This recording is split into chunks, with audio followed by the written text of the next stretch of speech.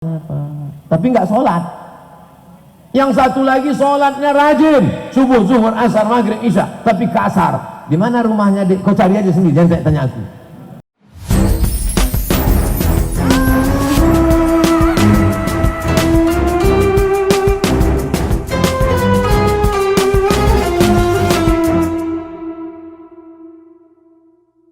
Setelah poin ketujuh ini dia mulai remaja, dia mulai pancaroba, dia mulai mengalami pubertas. Maka pada saat itu, kalau selama ini dia punya syahwat makan, minum, dia mulai ada keinginan. Maka dalam Islam diajarkan yang ketujuh, la yakhluwanna rajulun ma'amra'atin illa ma'adhi mahramin. Tidak boleh laki-laki perempuan berdua-duaan tanpa mahram. Itu mesti kita ajarkan ke anak-anak kita. Jangan sampai kau pergi kemanapun tanpa mahram. Jadi kalau ada teman sekolahnya ngajak, Dek, ayo nonton yuk. Ayo. Kapan kita? Besok. Tunggu ya. Iya. Datang kawannya, ayolah ini. Ayahku, makku, nenekku ikut semua ya. Jadi kita ajarkan itu. Sekarang orang begitu enaknya dia sediakan ruang tamu, didudukkannya anaknya dengan pacarnya. Lalu setelah itu dia katakan, papa sama mama nonton ke dalam dulu, kalian terserahlah ya, apa suka hati kalian lah. Oh, kita sudah tidak ada rasa cemburu lagi. Maka kata Nabi, la yadkhulul jannata dayyus, tidak masuk surga dayyus. Dayyus nggak masuk surga kata Nabi. Siapa dayyus itu ya Rasulullah? Alladzi la yagharu ala maharimihi, tidak ada rasa cemburu kepada mahramnya. Cuek aja. Pak Haji, anak Pak Haji tadi saya lihat dibawa orang di taman. Udah biasa kok. Anak Pak Haji pulang jam 12 kemarin ketemu saya di jalan. Malah kemarin pulang subuh. Nauzubillah. Jadi banyak anak-anak ini masuk neraka bukan karena kenakalan remaja, tapi kenakalan orang tua. Oleh sebab itu siapapun yang datang menjemput, dari mulai mobil mahal sampai naik ojek, maka kita katakan tidak. Ini perlu saya sampaikan, karena sekarang orang tua begitu rendahnya saja. Berapa banyak anak-anak muda hijrah itu ngadu ke saya, Ustaz Somad, kata mama, kamu gak usah pakai jilbab ketat-ketat, gak usah pakai jilbab rapat-rapat, kalau perlu buka aja sedikit, mama malu kalau kamu gak punya pacar. Kata Ustaz, pacaran dosa mah, biar mama yang nanggung dosanya. Waduh, di mana letak tauhid kita? Kita akan diminta tanggung jawab di hadapan Allah Subhanahu wa taala. Kullukum ra'in, setiap kamu adalah pemimpin, wa kullukum mas'ulun an ra'iyatih. Setiap bapak akan ditanya tanggung jawab tentang anak gadisnya, setiap ibu akan ditanya tentang anak-anaknya.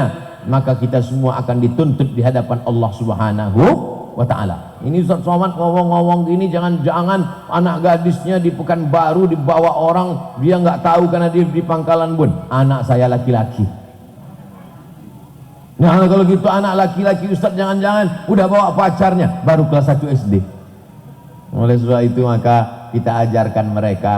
Saya memang anak laki-laki, adik juga laki-laki, keluarga laki-laki, tapi keponakan saya perempuan. Saya punya adik, adik saya punya anak, anaknya perempuan.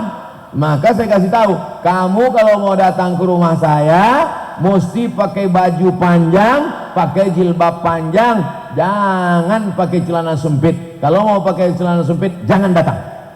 Lebih baik dia marah dengan saya sekarang, daripada nanti saya dimurkai Allah di hadapan Allah di padang mahsyar. Bahwa saya ketat dalam masalah ini, bahwa saya tegas dalam masalah ini. Ada orang yang nggak setuju, ya nggak apa-apa.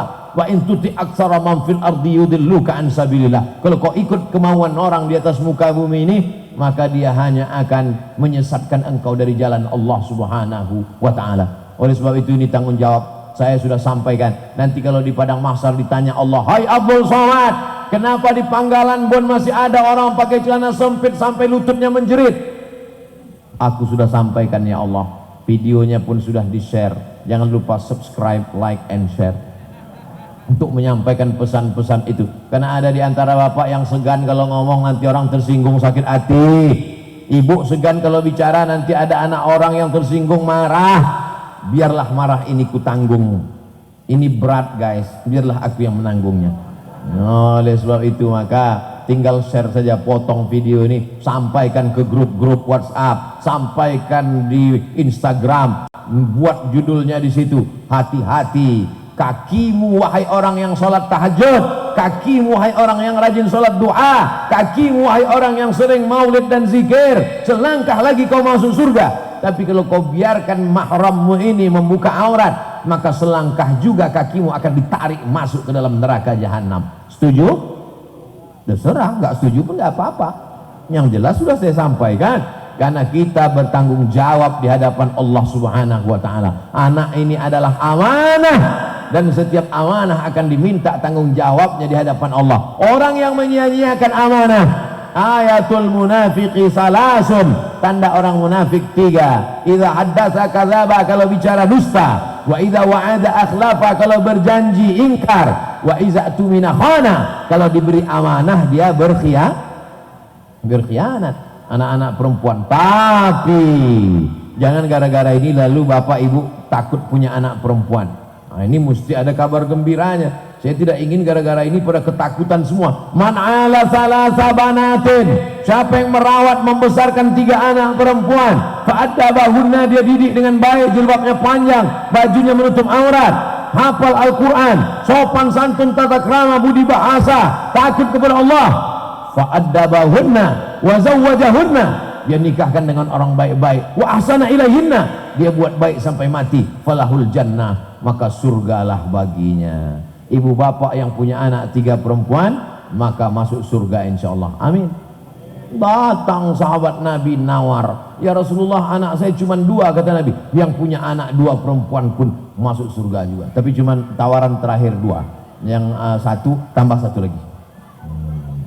Bapak ibu yang dimuliakan Allah Subhanahu wa taala. Yang ke-8, setelah cocok sesuai, maka kewajiban orang tua menikahkan anak. Wazawwajahunna, ibu tidak bisa berkata masalah jodoh kau carilah sendiri, aku sudah sekolahkan engkau S1, S2, S3, S cendol, S teler, S bandung, masalah jodoh kau cari sendiri. Nggak bisa, mesti dibuatkan tim fit and proper test, pembina anggota DPD RI, tim seleksi dari luar pulau Abdul Somad.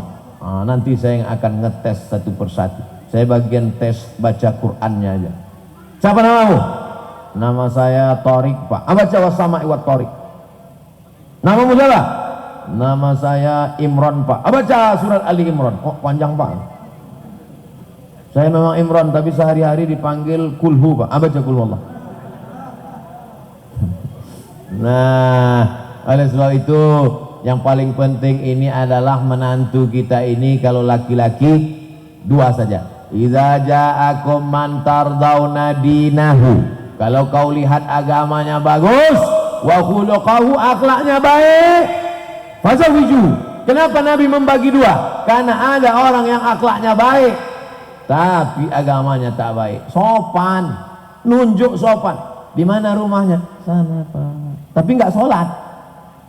Yang satu lagi sholatnya rajin, subuh, zuhur, asar, maghrib, isya, tapi kasar. Di mana rumahnya? Kau cari aja sendiri, jangan tanya aku. Makanya dua-dua ini mesti ada. Iza ja'akum man tardawna dinahu, baik agamanya, taat beribadah, wa khuluquhu, baik akhlaknya, sopan santun, tata krama, terimalah dia. Kalau laki-laki. Bagaimana dengan perempuan? Tungkahul mar'atu li arba, bagi engkau yang punya anak laki-laki, carikanlah perempuan punya 4 sifat. 5 liha, kaya, wali jamaliha, cantik, wali hasabiha, keturunan orang mulia, wali diniha, karena agamanya. Kata Nabi, biasanya orang menikahi perempuan itu karena 4, karena cantik, karena memang yang pertama kali dilihat adalah wajah, itu maka disebut cantik. Mana ada orang ketemu nengok ujung kakinya duluan. Wali maliha, karena hartanya. Saya sebetulnya Pak Ustadz dulu waktu sekolah banyak yang mau sama saya, tapi saya pilih dia. Kenapa kau pilih dia? Cincinnya 5, Pak Ustadz. Wali hasabiha, karena darahnya, karena anak kiai. Kau kenapa pilih dia? Dia darah biru, Pak Ustadz. Darah biru mahal. Darah paling mahal adalah darah biru. Ada orang di Pangkalan Buun darahnya warna biru. Ternyata ada makhluk di pantai bentuknya seperti motor tank. Apa namanya itu? Kalau kami di Sumatera menyebutnya belangkas namanya. Hah? Sama? Oh sama. Itu darahnya warna biru. Mahal itu. Disedot darahnya itu. Paling 1 ekor itu darah. Itulah darah yang paling mahal. Maka disebut orang yang hebat-hebat itu darahnya biru. Walaupun darahnya tetap merah. Jadi saya waktu dites, Ustadz Somad tes darah, pas dites darah saya AB. Hebat Ustadz Somad, inilah darah yang paling kuat dan paling jarang kena penyakit katanya. Saya pun wah hebat AB. Tapi Ustadz Somad, biasanya orang donor susah nyari ini, maka ini yang paling banyak cepat mati gitu. Nah Bapak Ibu yang dimuliakan Allah Subhanahu wa taala, oleh sebab itu maka biasanya orang dinikahi itu karena 4, karena cantiknya, karena hartanya, karena keturunannya. Tapi kata Nabi, jangan kau pandang ini. Kalau kau nikahi karena hartanya, harta akan hilang. Kalau karena rupa-rupa akan berubah. Kalau karena nasab, banyak orang yang melanggar pantangan nasab, dicopot, dicomot itu pangkat dan jabatannya. Fasfar bizatiddin, pandanglah karena agamanya. Taribat yadaka. Ini kewajiban orang tua yang ke-7, menikahkan anak-anaknya dengan anak-anak yang soleh dan solehah, maka lahirlah anak cucu penerus generasi sampai hari kiamat. Negeri kita ini tetap menjadi baldatun thayyibatun wa rabbun ghafur. Yang ke-8, apalagi yang ke-8? Yang ke-8 adalah tanggung jawab wa ahsana ilaihinna, berbuat baik sampai mati. Ini ke-8. Ini banyak orang sekarang salah kaprah, menetes air mata si bapak dan ibu di samping pelaminan anaknya. Apa kata dia? Pak Ustadz Somad, bapak nangis kenapa Pak? Saya tangisan air mata haru. Kenapa haru Pak? Karena sudah selesai tanggung jawab saya, karena anak saya sudah menikah, maka saya sudah lepas Pak Ustadz. Kata siapa bro? Kalau anak perempuanmu sudah nikah, apakah lepas tanggung jawab bapak dengan ibu? Tidak. Nikah dia hari ini, besok dia bulan madu, seminggu kemudian dia pulang, rambutnya sudah macam durian 3 warna, merah kuning kelabu, antingnya sudah 13 biji, lobang anting telinganya sebesar lobang hidung, yang dulu baju panjang sekarang sudah rok pendek, kukunya hitam semua. Maka orang tua wajib memanggil, hei setan, kenapa kau berubah anakku menjadi hantu seperti ini? Dulu kau datang kemari kan atas nama Allah, kenapa kau buka jilbabnya? Kenapa kau potong roknya? Kenapa kau buat hitam kukunya? Maka dalam Islam diajarkan la ta'ata li makhluqin fi ma'siyatil khaliq, tidak ada ketaatan kepada makhluk kalau menyebabkan maksiat kepada Allah. Ini banyak perempuan salah kaprah. Kenapa kamu nggak pakai jilbab? Kenapa kamu pakai rok pendek? Kenapa kukumu hitam? Suami saya nyuruh Pak Ustadz. Surga kan di bawah tapak kaki suami. La ilaha illallah. Oleh sebab itu maka bahwa suami ini luar biasa, memang betul. Innama huwa jannatuki wa naruki. Dia bisa jadi surgamu, dia bisa jadi nerakamu. Tapi yang taat kepada Allah Subhanahu wa ta'ala.